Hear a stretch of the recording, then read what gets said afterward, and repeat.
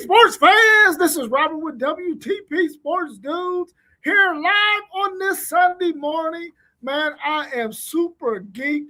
I get an opportunity to answer some questions from some of our subscribers about my Texas Longhorns and how I feel like they're going to look going into this 2026 season. Thank you for joining the show. I truly appreciate you.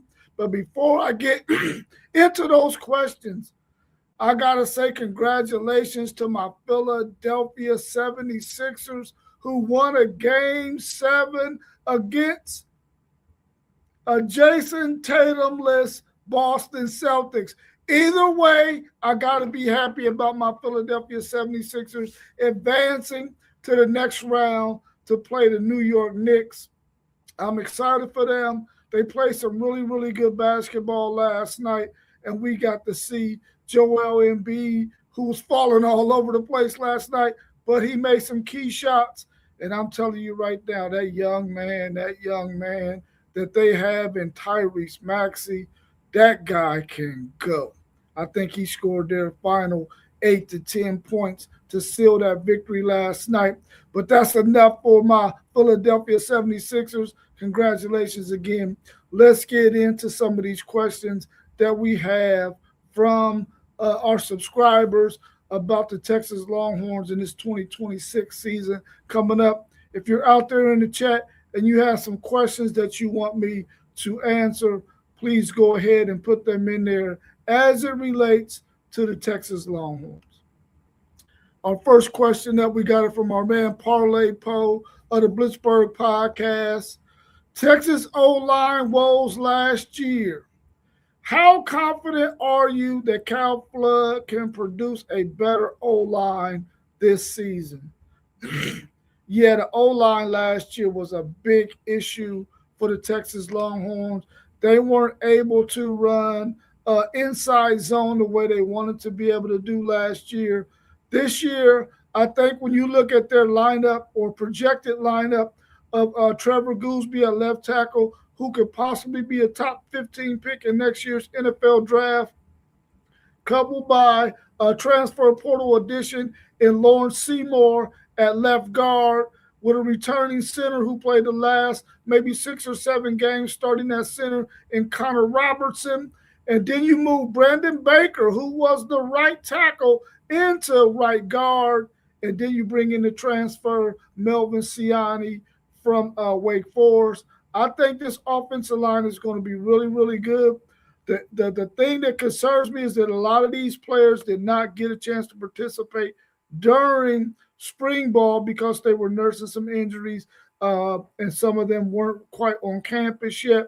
But I think this is going to be a really good unit. Cal Flood has a lot to prove because a lot of people out there, especially Texas fans, were talking about how Cal Flood did not have that offensive line together.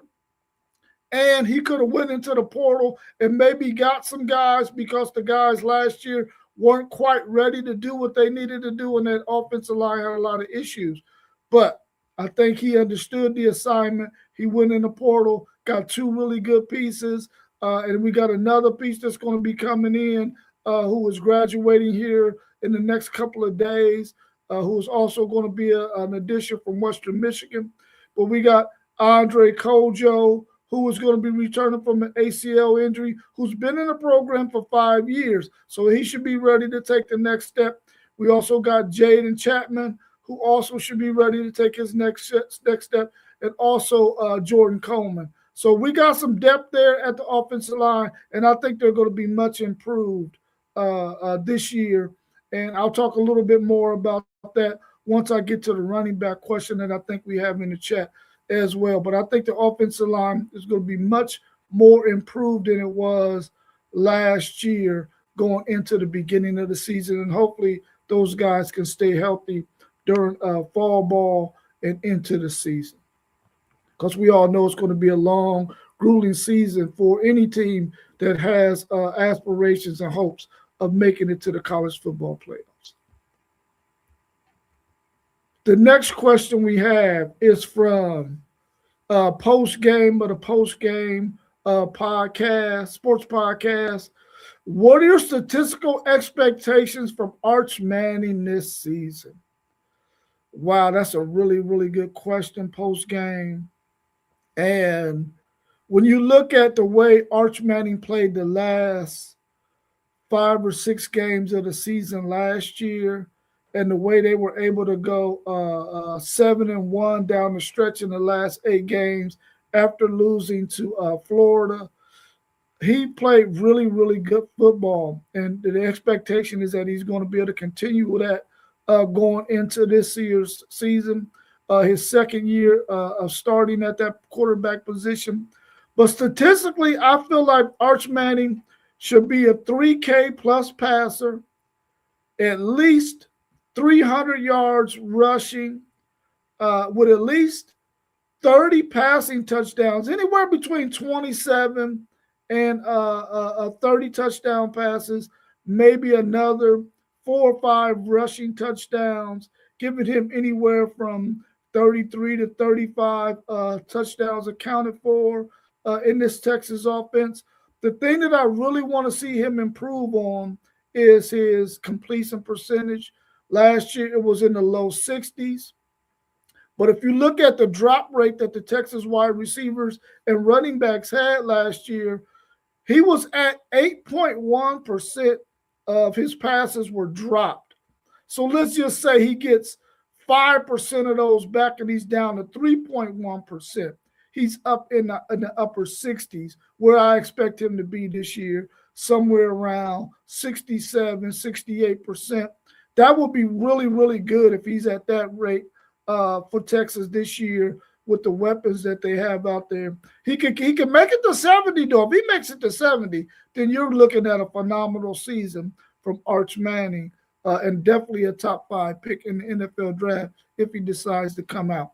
But statistically, that's what I'm thinking. Over 3,000 yards passing, between 33 to 35 touchdowns accounted for, 27 to 30 of them passing, another 4 or 5 rushing, and then with a completion percentage of around 67, 68%.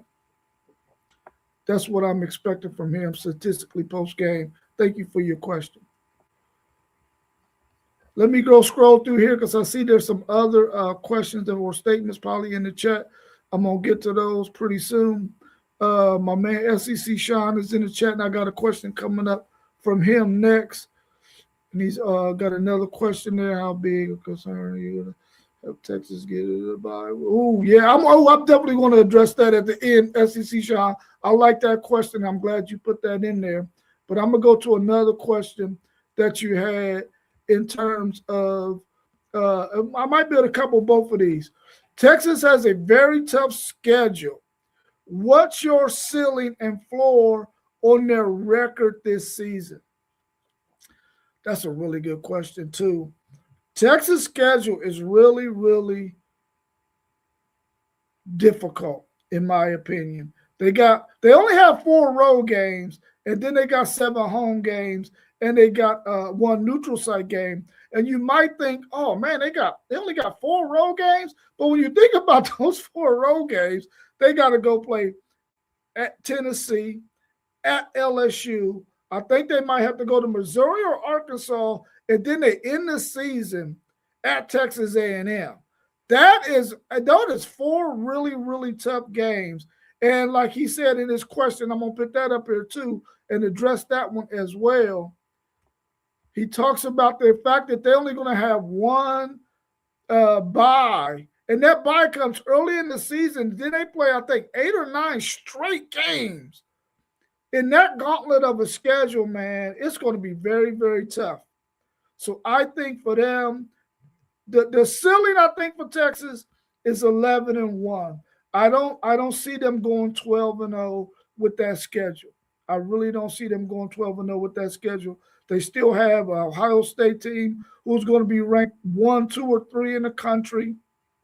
They got to go to Texas A&M, which we know that's going to be tough. The last 2 games they played have been decided by, I think, 10 points. So you already know that Texas A&M with Marcel Reed is going to be a much more difficult game. He's at home, and he's 3 years in a system. And they have one of the better wide receiver groups in the country as well. So that's going to be a really tough challenge. They got to go to Tennessee, a place that they've never been, and have to play there in Tennessee. That's going to be a tough matchup for them. They also got Ole Miss. They also got to go to LSU. They got a really tough schedule. And I really do believe going 8 straight SEC games, as this question states, after the bye, is going to be so difficult. So I'm saying their ceiling is 11-1, but I really do believe their floor is 9-3. I think they could go through this schedule and at worst be 9-3. And I think the committee, if they see a Texas team with this schedule at 9-3 at the end of the season, they will get them in the college football playoffs. In my opinion, I believe they will. This year they had 9-3 last year and was they're knocking on the door. I think they'll get in. But it's going to be a really tough, grueling schedule, SEC, Sean. It's going to be tough. It's going to be tough. And I kind of wish that there was a way that they could have got that thing maybe in the middle or on the back end of their schedule to get that break. But to have it early in the season is going to be really tough. And I think that gauntlet of 8 games is going to be brutal. And hopefully they can come out at worst 10-2, which is what I project their record to be at the end of the regular season of those 12 games. I'm predicting them to be 10-2. Even though I'm a homer, I don't see 12-0. That's for sure. That's for sure. The next question we got is from One Take Zaya, and he wants to know, Texas added Raleek Brown and Hollywood Smothers to the running back room. Can you see them being like Wisner and Blue from 2 years ago?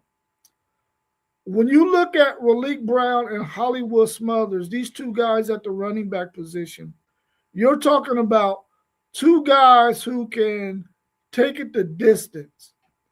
Now, we knew that Jaden Blue could go the distance, but Wisner didn't quite have that kind of speed. And the thing I like about both of these two running backs is even though they're smaller built, they can both run inside zone.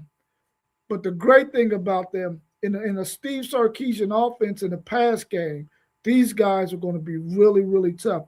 I think they're going to be even tougher than what Wisner and Blue were, even though Blue was a really good in the offense when it came to pass catching out the backfield, more so than Wisner was. But both of these guys are really good out of the backfield, catching balls. As long as they pick up pass pro on those downs that they might need to stay in as a decoy, they'll be all right. And I really like these two running backs. And I think that this running back room is going to be really nice because you still got James Simon, who played last year, and you got a true freshman coming in Derek Coleman, who I think is really going to allow them to be really good on inside zone. And I can't forget about Michael Terry as well. He's a really big player for Texas. I think he's going to be the guy who, if they do decide to introduce the Wildcat back into their system, offensive system like they did with Roschon Johnson, he will probably be the guy to get the nod to do that. Hopefully they'll find a way to use Michael Terry a little bit more than what they have in the past, because he's a really talented player. Just a lot of times when you come in and you don't necessarily have a position of choice, like he came in as a wide receiver, running back, a do-it-all kind of guy, even played some quarterback in high school.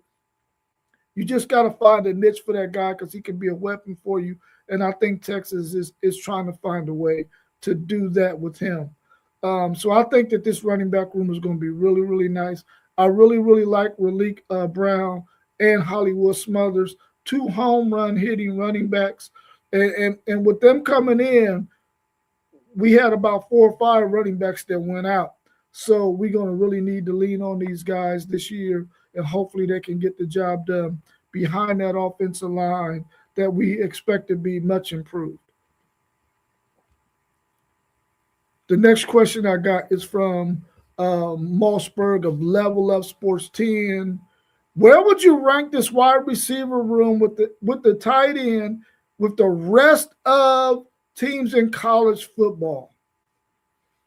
Man, that's a really good question. I think this wide receiver room is going to be really, really good. If you looked at them last year and the wide receivers that they had a lot of injuries that what they suffered, and a lot of guys missed a lot of time in the spring, and they weren't able to get up to speed with Arch Manning because they was missing so much time in spring and some in the fall. So it took them a while to gel and get acclimated. This year, I think with the addition of Cam Coleman, with Emmett Mosley, and with Ryan Wingo, guys who can take the top off the ball, good possession receivers, big body guys, I think they're going to be really, really good. And I think if you look across the college football landscape, they are definitely in the top five in terms of wide receiver groups and wide receiver rooms. I think that Ohio State, whenever you got a Jeremiah Smith, I mean, you got that guy, you got to say that they're probably the number one wide receiver room in the country. But I think when you look at Texas, Texas A&M, you look at Ohio State, I think LSU is going to have a really good wide receiver room. You're going to have some teams out there that have some really, really nice Miami, really, really nice wide receiver rooms. But I definitely believe Texas is in the top five in terms of wide receiver rooms in the country. And my man SEC Sean also wanted me to touch on Cam Coleman, and do I think let me see if I can find that right there. There it go right there. Oh, there it is right there. Do you think Cam Coleman will live up to his potential this season? I really do think that he has an opportunity to really live up to his potential this season. He has been playing really, really good in the spring. He was able to be one of those receivers who can high point the ball. He's a 50-50 guy, but when you talk in terms of 50-50, he's more of a 70-30, 80-20 guy, because 80% of the time he's going to come down with it. 70% of the time he's going to come down with it. He's much more than a 50-50 guy. And I think the back shoulder throw will really come into play this year with this wide receiver group and Cam Coleman. I think he's going to live up to the potential this season, but we know that all depends on health. As long as he stays healthy, he's definitely going to be a great addition to this Texas offense, which was much needed. And when you think about the stat I said earlier, with Arch Manning had 8.1% of his passes were dropped by either running backs, wide receivers, or tight ends. If they can get that thing down to, I think Julian Sains was 2.1. Man, it would be fantastic if they could get that thing down to 2.1. But we don't have a Jeremiah Smith on our team, even though we have some really good wide receivers. But if we can get those drops down, I think that this offense can really, really go. And I think Cam Coleman will definitely live up to his potential. And I'll get to your question about their offensive side of the ball here in a short while, SEC Sean. Let me look at the other questions I have related to the offense. Oh, that was the last one. Let me go ahead and tackle that right now. What are your biggest concerns on the offensive side of the ball? Well, I mean, of course, it always has to start with that offensive line. Will the offensive line live up to what we expect them to? Will they be able to take that next step and be better, much better than what they were last year? I think they have three really, really good pieces that we already know on that Texas offensive line. Brandon Baker played really, really well last year. After he got his feet up under him, he started off a little bit shaky. But the last 8 games or so, he really played pretty good at that right tackle position. We know Trevor Goolsby is projected to be a top 15 pick in next year's draft at left tackle. I think we're in good shape there. And then Connor Robertson taking over at the center position. He played really well those last 5 or 6 games, and we end up moving Cole Hudson to left guard.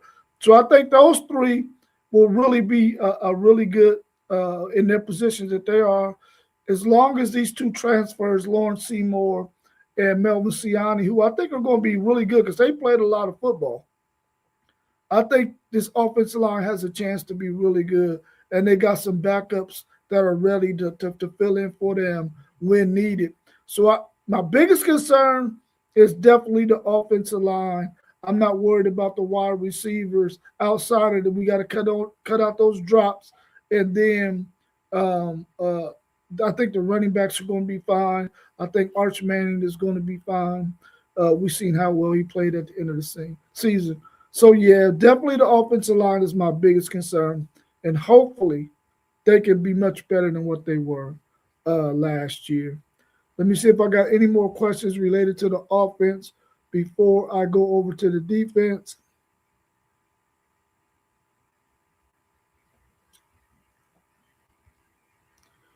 Yep, I'll get that question from you, SEC Sean, here in a second when it relates to the defense, because that's a really good question. So I'll get to that one here in a minute.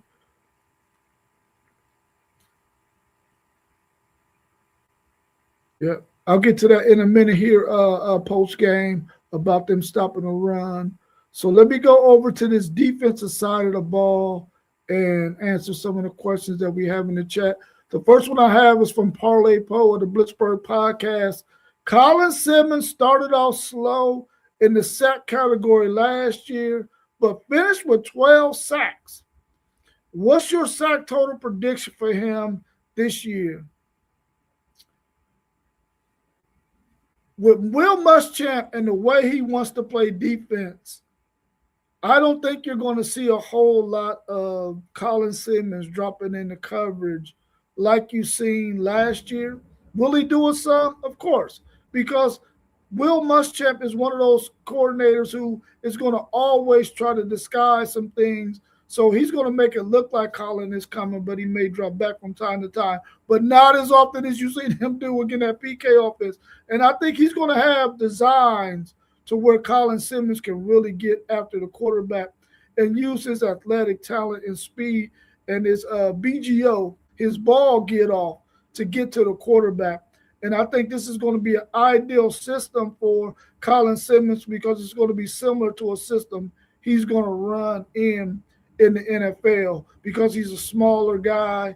So he's going to probably more so go to a team that runs a 3-4 style of a defense. But if I had to predict right now, and I'm going to give you my prediction on it, how many sacks Colin Simmons will have, I think he will definitely get to 12, but I can see his ceiling being closer to 15. I know teams are going to find a way to try to scheme to get him out of those pass rushing lanes.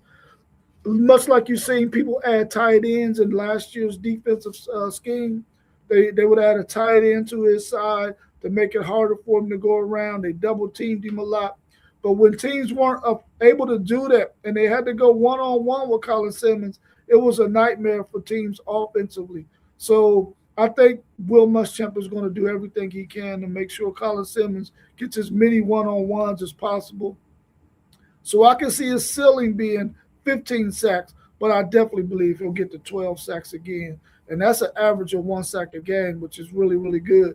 And then when you couple that with how many pressures he's going to be able to get, he's going to have a really fantastic year as long as he stays healthy and he stays patient. He was he wasn't as patient during the beginning of the season. He was really pressing, and he weren't able to get those sacks early in the season.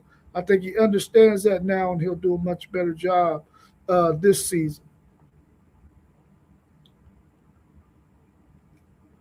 Our next question is from our man Post Game of the Post Game Sports Podcast. Out goes PK, in comes Muschamp. What differences will we see in the defense? I spoke a little bit about that in that last question. But in a Will Muschamp defense, you're going to see a lot of chaos. You're going to see players putting pressure on the quarterback. You're going to see a little bit more man to man. They're still going to play some zone, but it's going to be more man to man and more matchup kind of zone. When a guy gets to your area, then that's the guy you're going to cover. You're not going to allow guys to have a cushion. It's 3rd and 7, and you got a 9-yard cushion off of the guy, and you mess around and give up a first down. You won't see any of that with Will Muschamp. He's going to make sure that in down distances like that he's going to get pressure on the quarterback, and he's going to have his guys matched up on the outside. They're going to be covering their guy man to man. They're not going to be getting all that cushion. So we're definitely going to see that. And if you paid attention to the Texas Georgia game, the first one that they had in Austin, and you saw the way that they were coming after Quinn Ewers, you're going to see a much of that style of defense from Will Muschamp, because Will Muschamp was really the, I ain't gonna say he was the brains behind that, because we know that's Kirby Smart, but he designed a lot of that as the analyst for Georgia, because he saw some of the tendencies of Texas's guards to where they could exploit that stuff on defense. So he's going to do the same thing for Texas when they play their opponents. He's going to find those areas where they can take advantage and get pressure on the quarterback from seeing what the offensive line does for their by their opponent. Yeah, so I think they're going to be a really really good defense.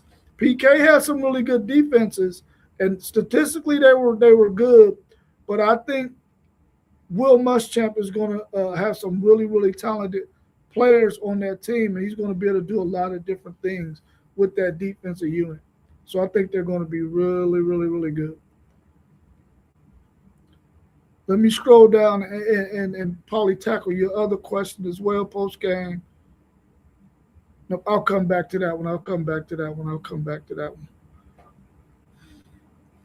All right. SEC Sean wants to know Texas will face some very experienced quarterbacks. Will the back end of the defense be better than last year? Man, I sure hope so. I sure hope so.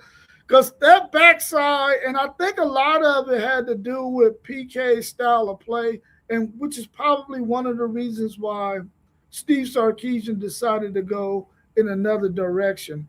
He just, in those 3rd and longs, the year that we had uh, Jade Barron and we had a Makuba, he was a little bit more comfortable with those guys being able to press a little bit more than what he was with the guys last year. And I think this year, Will Muschamp understands that he has a much better unit than what we had last year. I think they're going to be really, really talented. I think when you look at the fact that Kobe Black might slide back to safety, which is probably going to be more of a natural position for him outside of it, playing corner, but he might be versatile like that. In some instances, he can play corner. But I think their defensive backfield group is going to be really good. Kay Phillips started the last 5 or 6 games last year. Grayson Littleton played the star position, which is on the slot receiver, all season last year. We got Wardell Mack back. We got Bill Masco out of the transfer portal from Rutgers, who's going to start at one of those corner positions. And we still got Warren Roberson. So I think Texas is going to be in really good shape in the defensive backfield for Texas. And I think they're going to be better than what they were last year. And I think they're going to be really, really good. I mean, you still got Jelani McDonald, who now you can move him around a lot more than what you could with Michael Tabb, because Michael Tabb was that guy that you got to move around. This year, a more athletic Jelani McDonald, a bigger Jelani McDonald is going to be able to fill that void. And then you got Derek Williams, you got Xavier Phil-Samid at that position. You also got Zealous Hicks, Jordan Johnson, Rebel. All of these guys have had some playing time. So Texas is going to be in really good shape in that defensive backfield. Now, are they as smart as Michael Tabb? Probably not. But they're more athletic. They got more of a skill set. than Michael Taft has. They just got to understand how to be a vocal like Michael Taft was. And I think that Jelani McDonald is coming to his own in that area. So I think this defensive backfield is going to be better than what it was last year. Close to being as good as, or maybe even better than what it was 2 years ago. That group that we had with Jade Barron and my man that went to the Philadelphia Eagles, his name just slipped, Makuba. I think they're going to be as good as them, maybe even better. Maybe even better. My next question is from my man One Take Zaya of the One Take Zaya podcast. How good do you think Texas will be against the run? And I believe we had that same question again from post game down there. He said, "Do you believe stopping the run will be Texas' biggest challenge this season?" I think that Texas run defense is not going to be their biggest challenge because they got some really talented defensive line guys.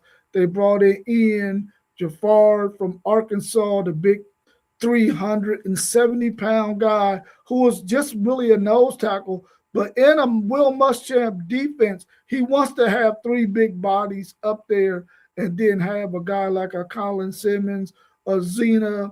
I don't want to mess up Zena's last name. Brad Spence. You got Lance Jackson. You got guys like that who are really going to make that defensive line really, really tough to run against. You also got Alex January, who may be able to come out after this year. He's going to be a true junior. He may be able to come out after this year because he has a high upside and he played really well last year. And then the transfers from Syracuse, I think he's going to be really, really good this year for them again, even though he had a lot of injuries last year. I think with him being healthy, Texas defensive line is going to be really good. And then you throw in Justice Terry, who is a freak. Now that he's gotten his weight up, he's around 280-ish. He's going to be tough with his athleticism. I think stopping the run is not going to be an issue for Texas whatsoever. They did that really, really well last year when their defensive linemen were healthy. They got into issues when they didn't have the depth that they needed because guys were injured. But I think this year they're going to have everything they need in order to be a really good run defense. And I think they're going to be really, really, really good. Really, really good against the run. So I don't think that's going to be the biggest concern. The biggest concern for me, if we're talking about the run game, is going to be those smaller linebackers. They're not big run stuffing thumpers like we had with Anthony Hill and some of the guys from the past. These guys are a little bit smaller. You're talking 6'1", 6 foot, 210, 220 pounds. So when it comes to run stuffing guys, they may not be as good, but they do got some big run stuffing linebackers on their roster, but they're probably not going to be the starters when you start talking about guys like Marcus Powell, I think that's his name, and then you got Juice Cryer, you got Kosi Opala, you got Rocky Cummings. Those young guys are going to be more the run stopping guys, and they're going to get some action this year because they're going to have times when they're going to play teams who are going to line up and run the football. So they're going to have to use some of those bigger linebackers, even though they're younger. But I think Cryer is going to be really good. He's going to get a lot of action, and he's more of a run-stuffing linebacker. So I think they're going to be okay when it comes to stopping the run, this Texas defense this year. I'll attack that question a little bit later on post-game. And let me go back up here and see what other questions we have defensively.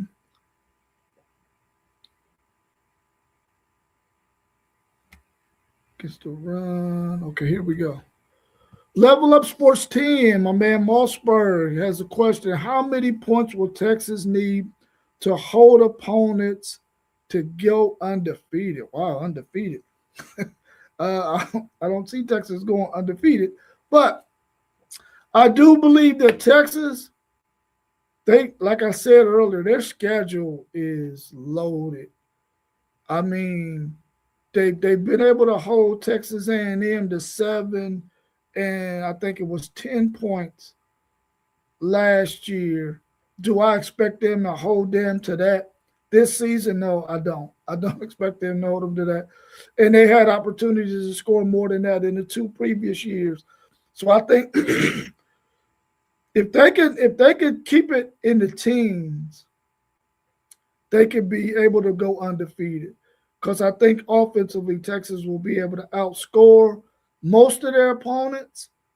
Texas will be able to get in the 20s, but they're going to have to keep teams under 20, 17, 18 points while they score 21, 24 in most cases because they're going to be facing some really, really tough teams on their schedule. So, but I think if they could keep it in the teens, they could possibly go undefeated. I mean, if you think about it, if you can hold Ohio State in the teens, wow, that's one heck of a feat, right? They held them to 14 points last year, but then they gave up 20 something to Florida. If they could do that and keep teams in the teens, I think they can go undefeated. But that's going to be very, very difficult, especially when you start talking about what SEC Sean mentioned earlier about you got 8 straight SEC games, which half of them, I believe, are going to be on the road, or at least 3 of them is going to be on the road. And then you got the one neutral site game. That's going to be really, really tough to do. And so I think that Texas can go undefeated if they can keep teams in the teens, because I think they can score in the 20s on just about anybody with that offensive production that they have. But going undefeated, that's not in my vocabulary this year. I ain't going to be that much of a homer, even though I would love to see them go undefeated. But I think anytime a team loses a game or two, it better prepares them for the gauntlet that's going to happen if they make the college football playoffs. Now, we all said that we didn't expect anybody to ever go undefeated again and be a national champion. And in just 2 short seasons after saying that, we get Indiana who does it and goes 16-0. But we could probably say that again because it's going to be very, very, very tough to do, especially when you got to play at least one non-conference power forward team on your schedule. That's going to be really tough to do.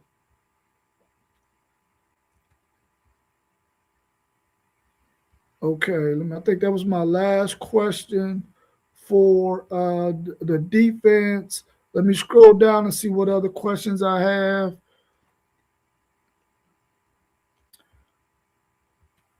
My man SEC Sean said, will some of the wide receivers Texas will face, Muschamp likes man-to-man a lot. And do you have faith in your corners to cover those wide receivers?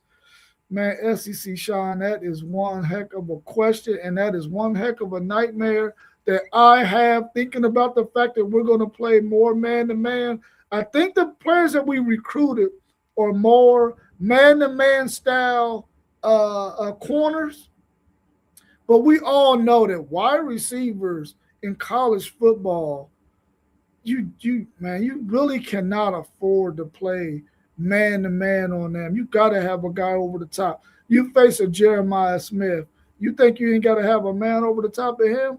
I mean, and if you think about Texas, they're gonna have Cam Coleman. You're gonna have to have a guy over top of him too. And I really feel like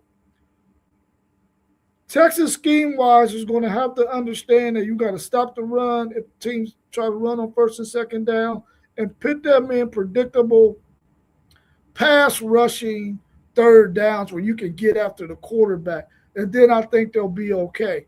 But if there's a situation where it's 3rd and 2 and you got both options and you try to go man to man, it's going to be tough. And they probably wouldn't go man to man in those instances but they might because that's how Will Muschamp rolls. It's going to be tough. I think as long as Texas understands if we can get teams in 3rd and 7, 3rd and 8, 3rd and 6s, we could continue to play man to man and be aggressive. But if we allow teams to run the football and get us in 3rd and 3s, 3rd and 4s, where the whole playbook is open, it can spell for trouble. And I see your point, SEC Sean. It can be really, really tough for them. But I'm hoping Will Muschamp and those guys will be up for the task. I know they're going to lose some those battles when it comes to those 3rd and 3s and 3rd and 4s and 3rd and 6s and 3rd and 7s, but they got to win the majority of those things. My man, post game of the post game sports podcast. Is there a freshman that you think will come in and contribute right away? Freshmen come in and contribute right away. There's going to be some freshmen who are going to get some playing time, especially in those game 1 and 3. But in terms of really coming in there and making a serious impact, I don't I don't think so. I don't think so. Maybe Derek Cooper, the running back, he'll get an opportunity because I think he's going to probably be the guy on short yardage situations. Especially if he picks up things really, really well, he could be our goal line guy too because the biggest body we got in the running back room. So if I had to pick anybody, it would be him. And then there's a freshman defensive back. I can't remember his name right now. Smoke Matthews, that's his name. I think Smoke Matthews can come in and make some noise as well at that cornerback position.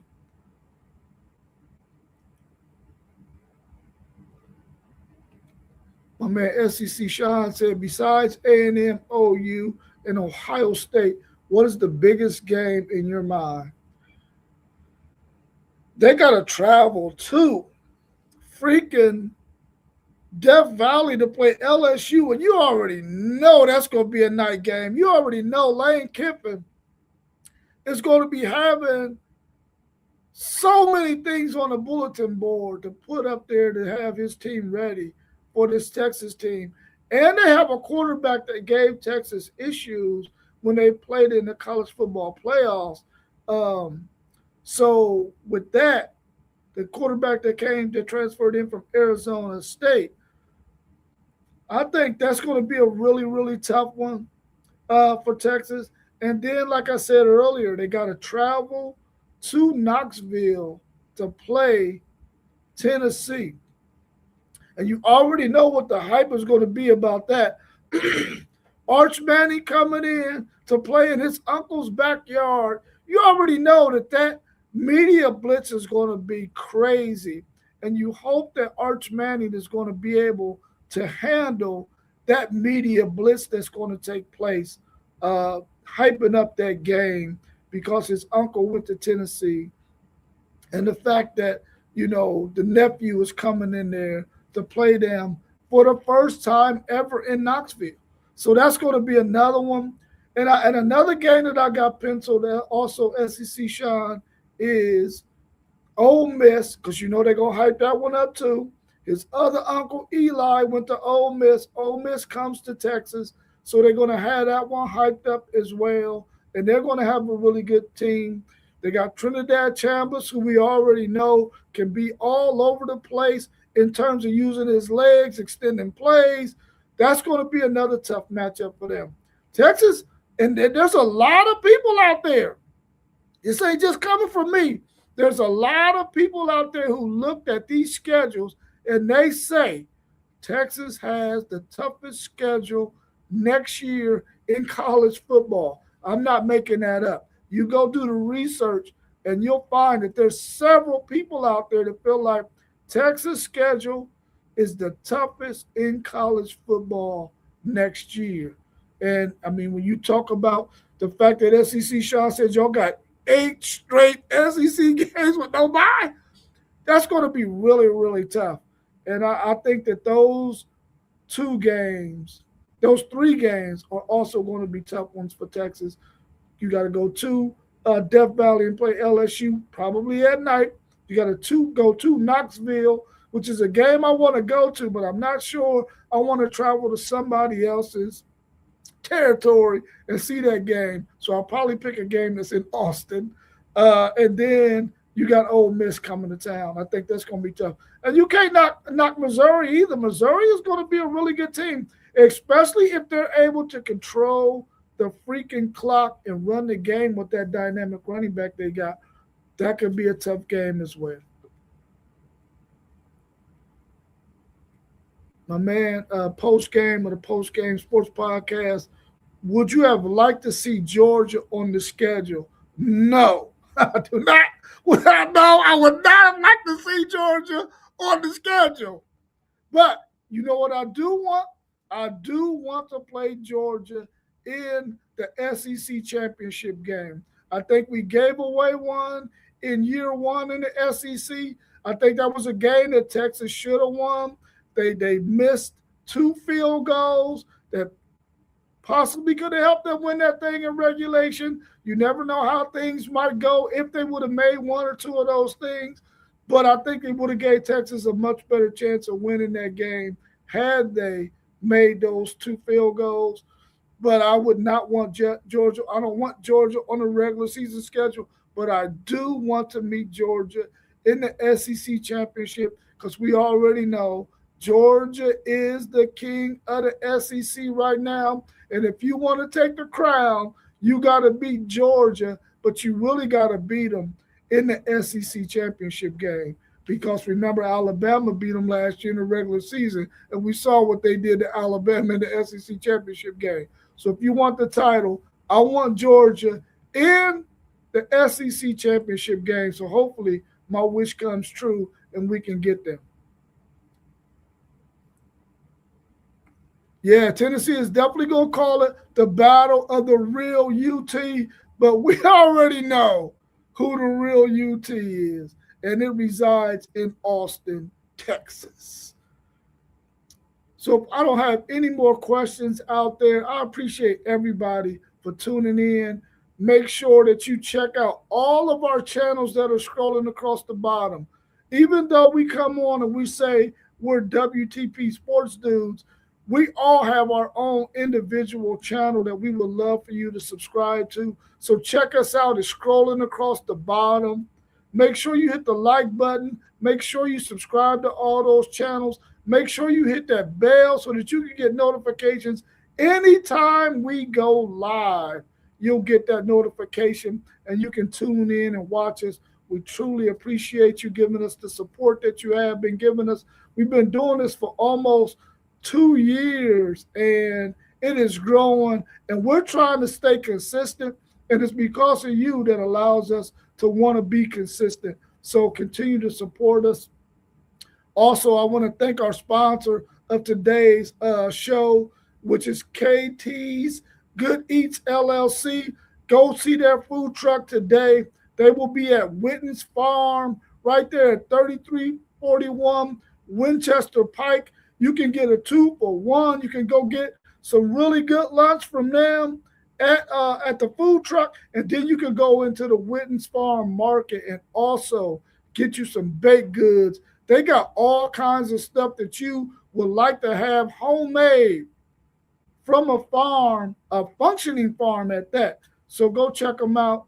You will not go wrong. I'm telling you, the food that my buddy Kevin and his wife make at KT's Goodies is phenomenal. And the products that you get from Witten's Farm is phenomenal as well. They got produce. They got everything that you could imagine that a farm will have, along with some delicious baked goods, homemade stuff. You will truly, truly love it. But I appreciate everybody for tuning in. Make sure you check us out on Spotify and Patreon at WTP Sports Dudes 2026. And also go to our website that we're going to be updating in the next few days at WTPSportsDudes.com. I appreciate everybody for tuning in. And we always end our show with peace to the people. All right. Peace.